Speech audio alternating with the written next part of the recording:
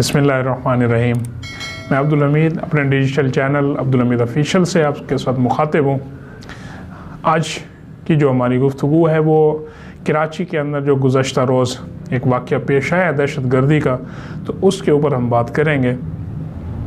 ये वाक़या कल रात शारा फैसल के ऊपर कराची पुलिस का जो हेडक्वार्टर है KP पुलिस का, तो वहाँ पर पेश आया और वहाँ दहशत गर्द जो है वो उस बिल्डिंग के अंदर दाखिल हुए थे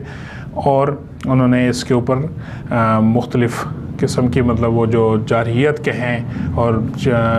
असलह के साथ अटैक किया, लेकिन अल्लाह पाक ने किसी बड़ी उसके महफूज रखा और इस दौरान उनसे काफ़ी सारा जो बारूदी मवाद, जैकेट्स वगैरह और ये बरामद की गई। और अल्हम्दुलिल्लाह खुशी की खबर ये है कि ये सारे जो दहशतगर्द थे, ये फसादी थे, तो उनको मार दिया गया और ऑपरेशन क्लीन कर दिया गया और इसके बाद शारा फैसल को और इलाके को खोल दिया गया। तो लेकिन मसला ये है कि इस वक्त पाकिस्तान जिन मारूजी हालात से गुज़र रहा है, जिस किस्म के बहरानों से इस वक्त पाकिस्तान को आम सूरत हाल में सामना है, तो उसमें इस तरह के जो मुसलसल अब वाक़यात हो रहे हैं, तो इससे हमें क्या कुछ खोना पड़ रहा है। ये इंतहाई एक परेशान कुन सूरत हाल दोबारा से गूंज रही है। इससे एक दिन पहले कालाबाग मियांवाली के अंदर भी CTD के उसके ऊपर जो कार्रवाई की गई तालिबान उसकी तरफ से, शरपसंदों की तरफ से, तो ये भी काफ़ी काबिल जो है मुज़म्मत है। अब इस दौरान कुछ कीमती जानों का नुकसान भी हुआ है, जिसमें रेंजर्स के कर्नल साहब हुए थे और पुलिस के DSP शहीद हुए हैं और 4 दहशतगर्दों के मारे जाने की रिपोर्ट है। और हमने देखा है कि मीडिया के ऊपर उनकी कुछ शिनाख्त वगैरह और परफार्मा भी जारी किया गया है और इसमें से शुमाली वज़ीरिस्तान से ताल्लुक़ 2 दहशतगर्दों का और एक का लक्की मरवा से और एक की पहचान अभी बाकी है। तो ये गुज़श्ता 1-2 माह से मुसलसल जो इस तरह के मामलात बढ़ते जा रहे हैं और पाकिस्तान की सलमियत के हवाले से, सलामती के हवाले से परेशान तहफ़्फ़ुज़ात पैदा कर रहे हैं। जैसे हमारे कोई मामलात आगे बढ़ना शुरू होते हैं, कोई मुआशी स्ट्रक्चर की तरफ हम आगे बढ़ना शुरू होते हैं, तो कोई ना कोई इस तरह का वाक़या हो जाता है। अब मसला ये भी है कि ये जो अब इस दफ़ा अटैक हो रहे हैं, इनका ताल्लुक़ हमारे एजेंसीज़ के साथ है, हमारे कानून नाफिज करने वाले इदारों के साथ है। इस दफ़ा पब्लिक प्लेस को निशाना नहीं बनाया जा रहा। इससे पहले बन्नू के ऊपर जो बन्नू में जो मसला पेश आया था, वो भी हमारे कानून नाफिज करने वाले इदारे का मामला था। फिर उसके बाद पेशावर के अंदर जो एक अंधोनाक वाक़या हुआ था, उसका ताल्लुक़ भी मतलब हमारे कानून के इदारे के साथ था। और अब कराची के अंदर या फिर मियांवाली के एक थाने के ऊपर जो अटैक हुआ था, तो ये एक चेंज आई है दहशतगर्दों की कार्रवाई के अंदर। ये एक चेंज नज़र आ रही है कि उनका जो इस वक्त अच्छा, फिर बलूचिस्तान के अंदर भी जो अटैक हो रहे हैं वो भी सारे फोर्सेस के मतलब जवानों के ऊपर हो रहे हैं और इसमें फोर्सेस के जवानों की जानें शहीद हो रही हैं। तो मसला ये है कि ये कोई नई प्लानिंग, ये क्या मतलब इसके ऊपर स्ट्रेटजी उनकी कहें शरपसंदों की क्या है, क्या वजह है कि सिर्फ कानूनी इदारों को जो है वो निशाना बनाया जा रहा है। और दूसरा,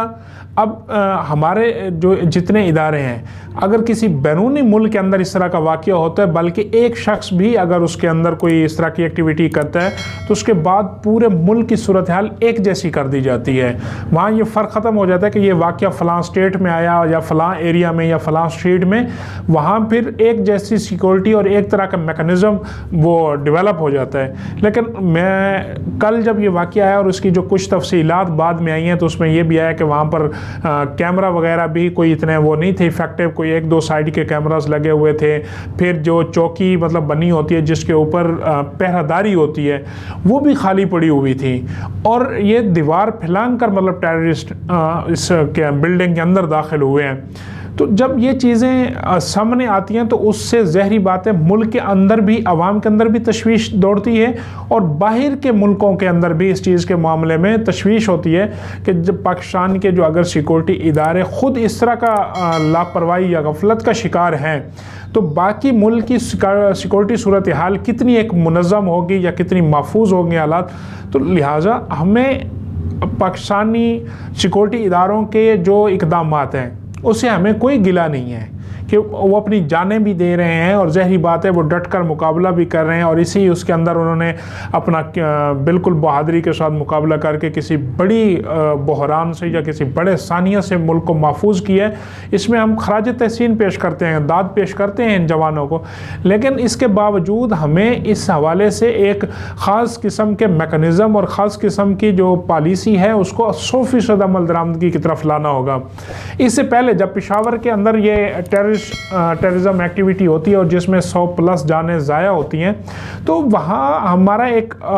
जो नज़र आ रहा था कि कौम एक बार फिर मतलब इसके ख़िलाफ़, जिस तरह last time national action plan तरतीब दिया गया था तो एक ऑल पार्टीज़ कॉन्फ्रेंस की गूंज भी सुनाई दी, सलामती कमेटी के इजलास भी हुआ ज़रा, लेकिन अब वो एक दफ़ा फिर कहीं सरखाने में मामला चला गया है और उसके ऊपर हमारा जो कौमी बयानिया होना था या जो कौमी डेवलपमेंट होनी थी, जो एक मैकेनिज़्म तैयार होना था, तो वो शायद नज़र नहीं आया। तो हमें अपने बाकी मारूजी जो हालात हैं उनको छोड़कर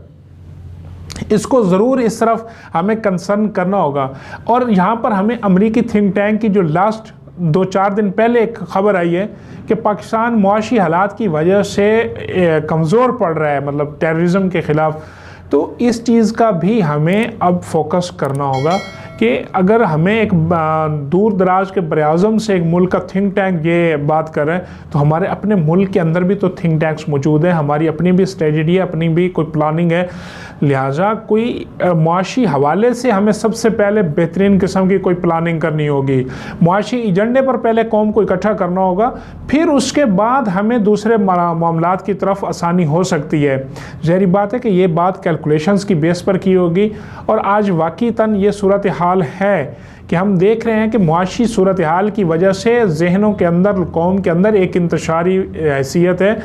और जो तबका पहले से ही परेशान है, जिस तबका को पहले से ही बेसिक सहूलियात भी मुयस्सर नहीं है, तो वो इस बात पर अब राज़ी नहीं है कि किसी के साथ क्या होता है। तो पहले हमें एक कौम की हैसियत के लिए, इसके लिए हमें पहले एक मुआशी प्लान भी, जिस तरह हमने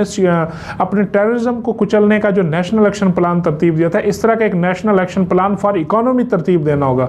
जब तक हम मुल्क की इकोनॉमी के बारे में नहीं सोचेंगे, उस वक्त तक इस तरह के मामलात हमारे लिए परेशानी का बायस बनते रहेंगे और हम कोई अपना मौसर इक़दामात इनके ख़िलाफ़ नहीं कर सकेंगे। उम्मीद है कि अरबाब इख्तियार इस बात के ऊपर पहले से भी गौर कर रहे होंगे, लेकिन अब जो आए रोज़ ये मामला बढ़ता जा रहा है और ख़ुसूसन सिक्योरिटी के इदारों के ऊपर जो ये अटैक बढ़ते जा रहे हैं, तो इसके ऊपर अब बग़ैर किसी हिलो हुज्जत के कोई ना कोई बेहतरीन किस्म का कोई कौमी वो बनाएंगे, प्लान बनाएंगे, ताकि कौम को इन ख़दशात से, इन तहफ़्फ़ुज़ात से पनाह मिल सके। और इस तरह के जो अगर कोई और प्लान कर रहे हैं खुदा न खासा पाकिस्तान की डिस्टर्ब